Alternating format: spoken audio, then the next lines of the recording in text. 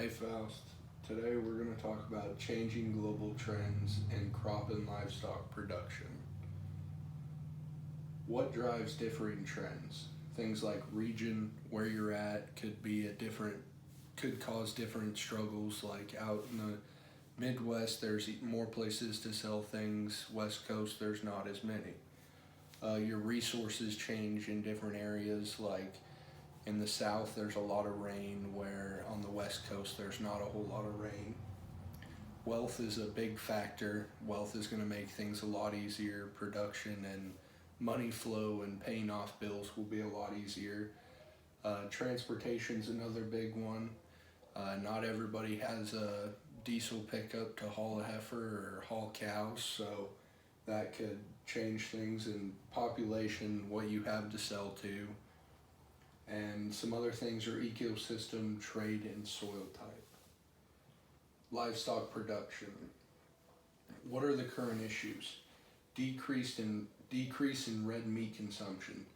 People are starting to eat more and more chicken because they think that it's healthier than red meat, meaning beef. So a lot more people are starting to give to the poultry industry instead of people that raise beef, and that's causing an issue in the cattle industry. Lack of meat consumption altogether.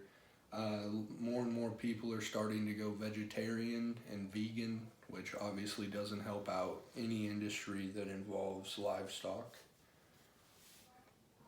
Recent trends in livestock consumption. Meat production has increased at almost 3 times the population growth. So we're producing more and more meat, but there's not as many people. If China is excluded, the consumption of beef, pork, and sheep and goat has been stagnant across the world despite population growth. So not many countries besides China eat things like sheep, pork, and beef as much. They're eating more chicken and more fruits and vegetables and things of that nature. Crop consumption. What are the more popular crops? Wheat, corn, and rice are some of the most popular crops. They're actually 2/3 of the crops eaten worldwide today, mostly because they can be used in other things like animals eat them, people eat them, they go into a lot of recipes, things of that nature. Potatoes, soybeans, legumes, and different vegetables are also very popular.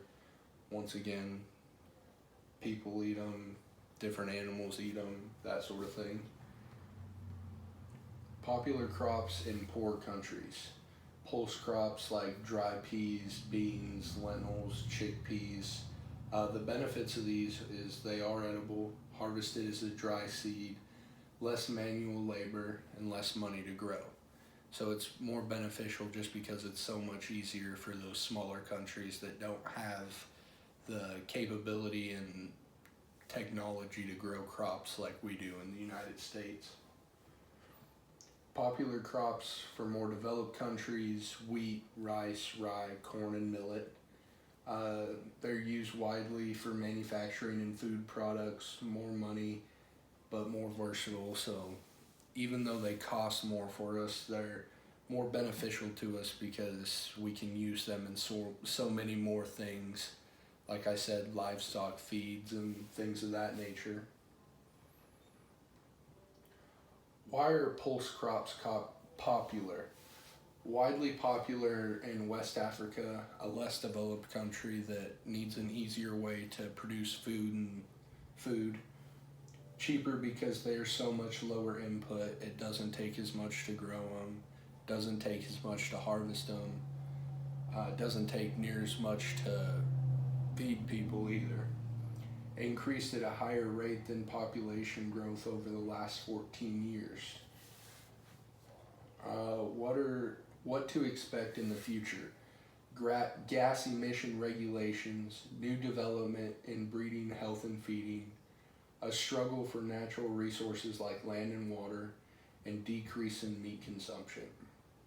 So there's going to be new developments in health and breeding and feeding and all sorts of things. They're going to come up with more feeds to feed animals. They're going to come up with different things for humans to eat. There's going to be new ways to do breeding and things of that nature. A struggle for natural gas like resources like land and water. Obviously, is becoming more and more expensive, so it's going to be harder for new farmers and ranchers to be able to buy land to produce animals. And there's going to be more of a decrease in meat consumption simply because not as many people are wanting to eat meat. They're becoming more vegetarians and more vegans.